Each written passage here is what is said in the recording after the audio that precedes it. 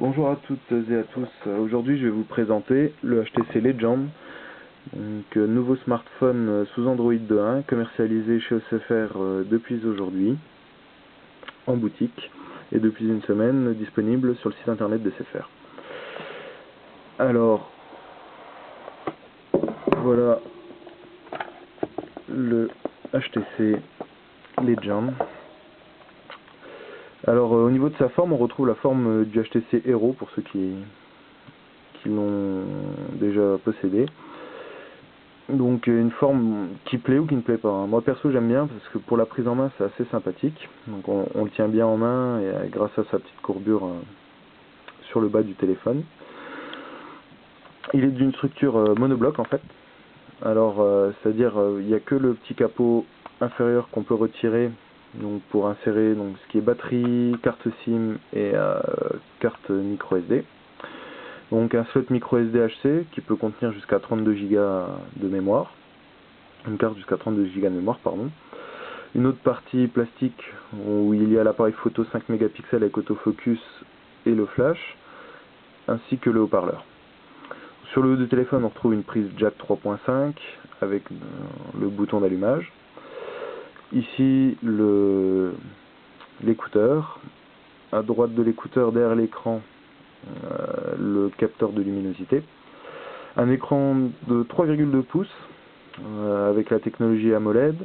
Et c'est un écran capacitif, donc comme sur un iPhone, et non résistif comme la plupart des téléphones tactiles chez Nokia ou chez Samsung ou LG. En fait, c'est donc la technologie avec la dalle de verre, ce que j'aime beaucoup sur les smartphones. En fait, plus besoin d'utiliser de stylet, c'est assez précis, très réactif. Et en dessous donc de cet écran, on retrouve 4 boutons, donc le bouton Home, menu, précédent, recherche. En dessous des boutons, on peut voir un trackpad optique.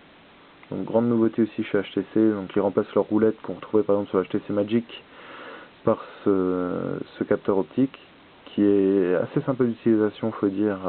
C'est vrai que j'aimais bien la roulette, mais là c'est très réactif. Je vous montrerai plus tard dans le test de l'interface. Sinon en dessous, prise de charge et de synchronisation micro USB, donc la norme européenne aujourd'hui donc qui est demandée sur la plupart des téléphones. Avec à droite une prise pour mettre un petit bijou de téléphone ou une Dragon par exemple. À la gauche du port micro USB le micro. Sur la partie gauche du téléphone donc, on trouve un bouton plus-moins donc pour le volume.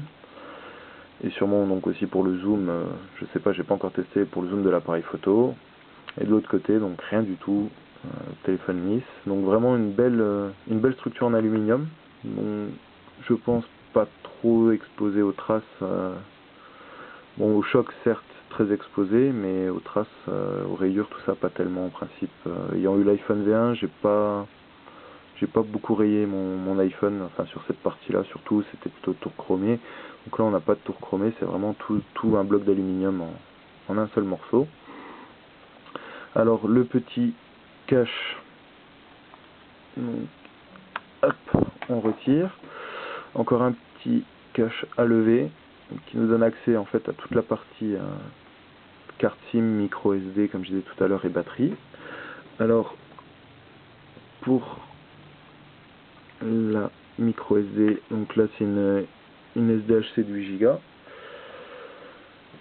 La carte SIM pareil, on la glisse à côté et la batterie au-dessus, et le petit cache en fait tient la batterie en place, on entend un petit clic, voilà, on referme, et voilà le smartphone prêt à être utilisé. Alors ensuite on va continuer à regarder ce qu'il y a dans la boîte, donc il y avait la batterie, le smartphone, donc le chargeur, le bloc avec sa prise, donc assez classique aujourd'hui, on retrouve sur la plupart des smartphones chez HTC ce type de montage. Donc pour gagner de la place dans la boîte et puis gagner en coût quand ils expédient le téléphone à l'étranger, au niveau des prises, ils mettent la prise en fonction du pays, ce qui est pas mal pour nous non plus d'ailleurs, ce qu'on peut acheter sur internet, on trouve via plusieurs sites internet les autres modules, pour les gens qui sont globetrotters, c'est assez sympa quand même je trouve. Sinon, le câble de synchronisation qui sert aussi de câble de charge, micro USB, et ensuite le kit piéton. Donc là j'étais un peu déçu quand même de ce kit piéton. Ils auraient pu mettre des intras quand même.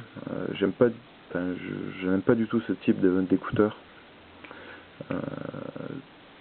Il glisse de l'oreille régulièrement. Enfin, l'intra c'est quand même vraiment mieux. Bon, c'est vrai que la première utilité de ce smartphone c'est pas la musique du tout, mais c'est vrai que même en confort d'Apple je préfère quand même des petits intras.